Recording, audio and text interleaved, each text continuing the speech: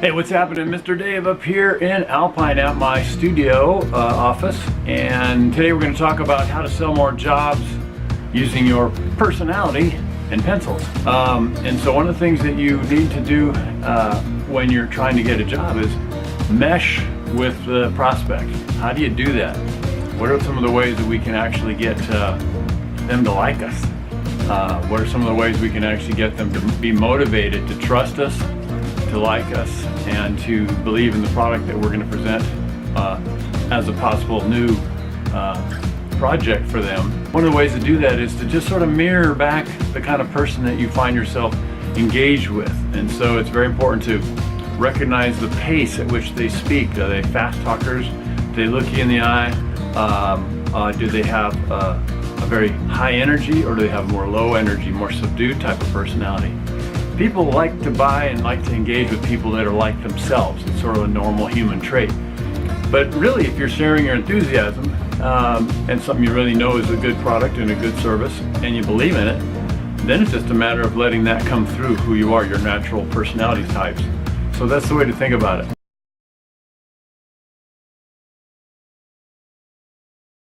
So a lot of times I'm actually able to take a piece of paper and on site with the client just sitting there, doodle something up, and that is extremely impressive for clients. They're like, wow, you just thought that up in your head?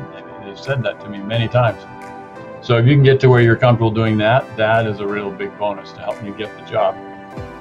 So you take a picture like this, and then we print it out on the printer. You get an 8.5 by 11 piece of paper, whatever, and you lay tracing paper over that, and then you're able to just follow the shapes that are right there in your field of view in this image.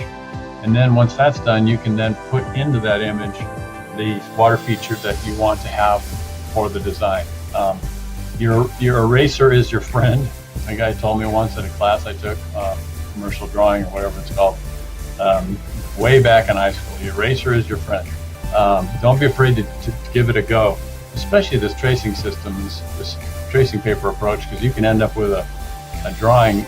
You're not having to really work at it too hard because you're just following what you see underneath the paper.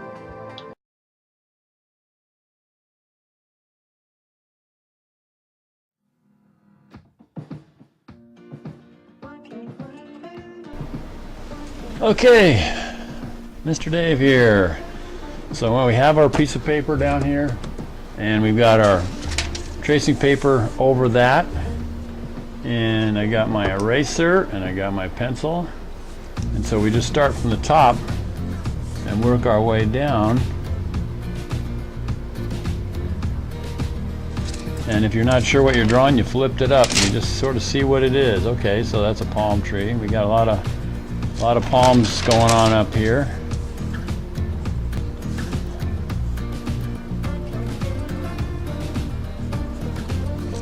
Just keep peeling the page back and forth. This is a pretty dark leaded pencil, so we can get a lot of good shadows there, a lot of good lines. And now we'll get the edge of the pool right there, and the edge of the concrete. Not hitting it too hard; it's kind of a light touch. You've got the expansion joints coming in. So we want to put a waterfall over here. So a waterfall slide rather over here. So how's that going to all fit? Well, the slide's going to have to be up in the air. There has to be stairs to be able to get to it. And you have to have that path of travel that brings the rider in a circle, half circle or what have you, coming around into the pool. So where would that thing be hitting the pool? So I'm going to throw this thing right in here and just curve it on up.